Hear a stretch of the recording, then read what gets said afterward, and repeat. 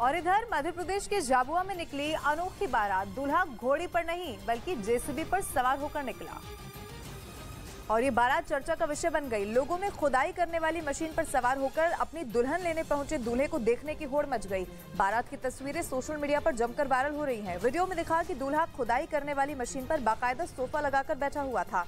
बारात में दूल्हा मशीन पर आगे बैठा है, उसके साथ कई अन्य लोग भी सवार थे। हालांकि इस तरह बारात निकालने के दौरान हादसे की आशंका बनी रही, क्योंकि मशीन के जिस हिस्से में दूल्हा अपने दोस्तों के साथ बैठा था, ड्राइवर उसे बार बार ऊंचा नीचा कर रहा था। गनीमत ये रही कि कोई हादसा नहीं हुआ।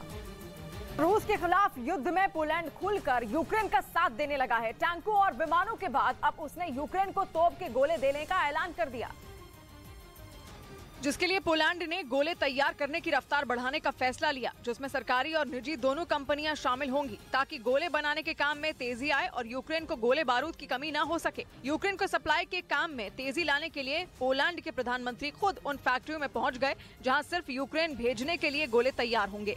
पिछले ही हफ्ते यूरोपियन यूनियन ने यूक्रेन को 1 साल के भीतर करीब 10 लाख गोले देने का लक्ष्य तय किया था।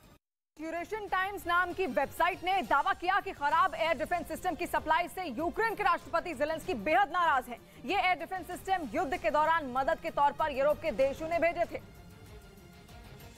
लेकिन ज़ेलेंस्की का कहना है कि उन्हें मिले कई एयर डिफेंस सिस्टम पुराने हैं और उनमें बार बार खराबी आ रही है, जो जंग के दौरान उनके सैनिकों के लिए मुसीबत बन गए। हालांकि ज़ेलेंस्की ने यूरोप के उन देशों का नाम नहीं लिया जिसने खराब एयर डिफेंस सिस्टम यूक्रेन भेजे, क्योंकि रूस के साथ युद्ध लड़ रही ज़ेलेंस्की की सेना को अभी और हथियारों की जरूरत है, जिसके लिए वो पूरी तरह से यूरोप पर ही निर्भर हैं। और वो कई बार इन देशों से इनकी मांग भी कर चुके हैं। इसी कड़ी में अमेरिका जल्द ही Patriot air defence system Ukraine को देने वाला है, जिसके लिए वो जनवरी से ही यूक्रेन के सैनिकों को ट्रेनिंग दे रहा है। अमेरिका के अलावा जर्मनी और होलैंड भी यूक्रेन को पेट्रियट एयर डिफेंस सिस्टम देने का वादा किया है, जो रूस के मिसाइल हमलों से यूक्रेन की सुरक्षा करेंगे, क्योंकि पेट्रियट वो एयर डिफेंस सिस्टम है जो हवाई हमले से निपटने में सेना की मदद करता है। और ये इतना ताकतवर होता है कि रास्ते में आने वाले फाइटर जेट, हेलीकॉप्टर, ड्रोन या दुश्मन की मिसाइल को भी मार गिराता है।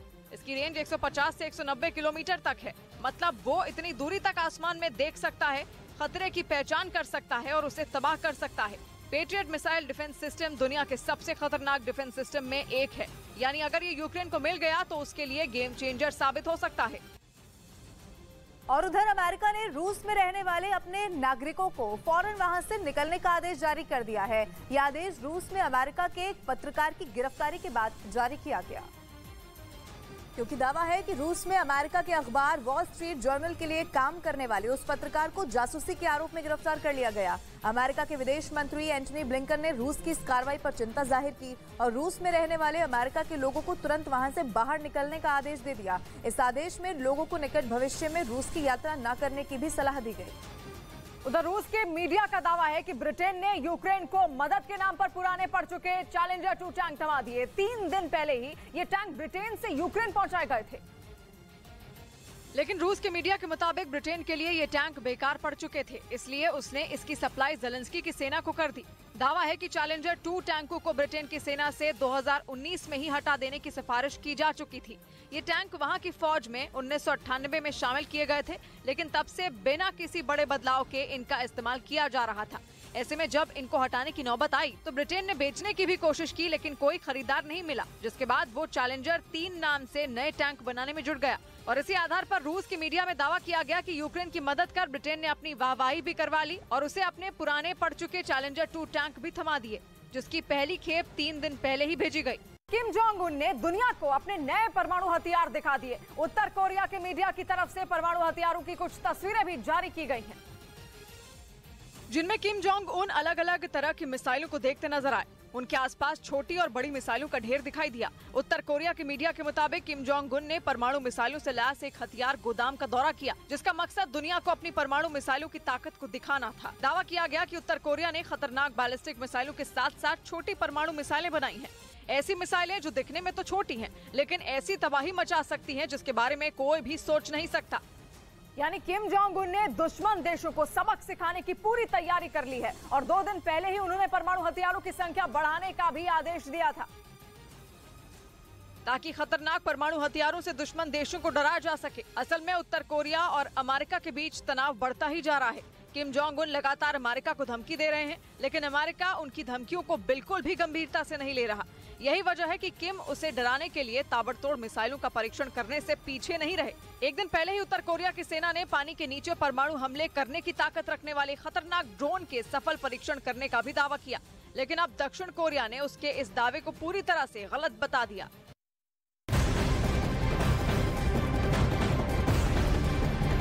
और इस वक्त एक बड़ी खबर भोपाल से है, जहां आज सेना के कंबाइंड कमांडर्स कॉन्फ्रेंस की शुरुआत होने वाली है। इस दौरान रक्षा मंत्री राजनाथ सिंह सेना के कमांडर्स के साथ इस बैठक में हिस्सा लेंगे और संबोधित भी उनकी ओर से आज किया जाएगा। इसके साथ ही इस बैठक में भारतीय सेना के आधुनिकीकरण, मौजूदा चुनौतियां और तैयारियों की समीक्षा भी की जाएगी। इस कंबाइंड कमांडर कॉन्फ्रेंस का समापन 1 अप्रैल को होगा, जिसमें प्रधानमंत्री नरेंद्र मोदी भी शामिल होंगे। कोरिया के शासक किम जोंग उन के परमाणु हथियार के जवाब में अमेरिका और दक्षिण कोरिया ने अपनी ताकत दिखाई। दोनों देशों की सेनाओं ने दक्षिण कोरिया के पोहांग इलाके में समंदर किनारे अभ्यास किया, जिसमें नौसेना के 30 जहाजों, वायुसेना के 70 विमानों और 50 बख्तरबंद गाड़ियों को शामिल किया गया। सैनिकों ने समंदर में एक साथ गोले दागकर अपनी ताकत का टेस्ट किया। अभ्यास के दौरान दक्षिण कोरिया और अमेरिका के सैनिकों ने समुद्री सीमा को सुरक्षित करने और दुश्मन पर हमला करने की प्रैक्टिस की। Is designed for the combined defense of the Korean Peninsula. इस दौरान दोनों देशों के नौसैनिकों ने दुश्मन को समंदर में डुबोकर मारने का अभ्यास किया, तो वहीं एयरफोर्स ने सटीक हवाई हमले करने की अपनी ताकत को परखा।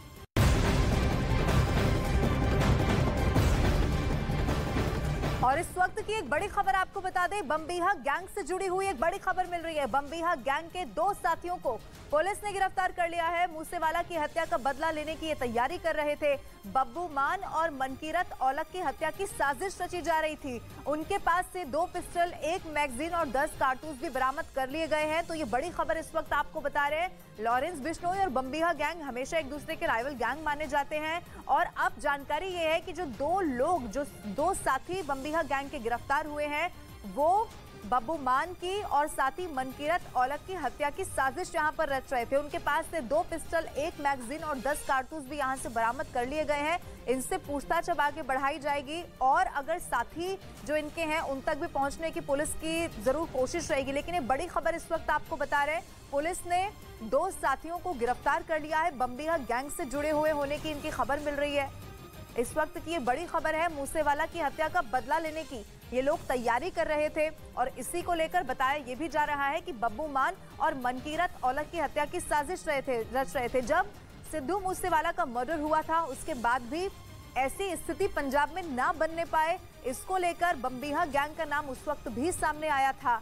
और अब जानकारी ये है कि मनकीरत औलख, जिनको पहले ही आपको याद होगा धमकी मिल चुकी है। आनंद तिवारी ज्यादा जानकारी के साथ फोनलाइन पर मेरे साथ जुड़ गए हैं।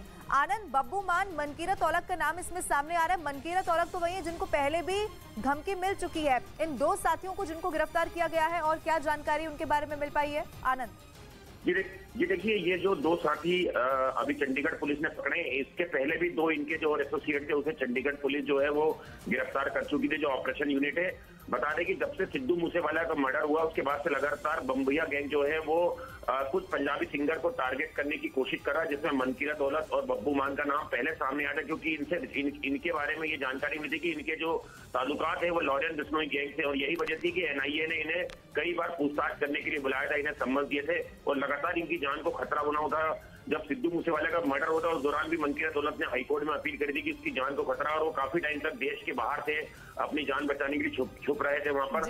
लेकिन ये जो दोनों एसोसिएट पकड़े गए हैं, इनके पास से 2 पिस्टल और करीबन 10 से ज्यादा कारतूस बरामद किए हैं।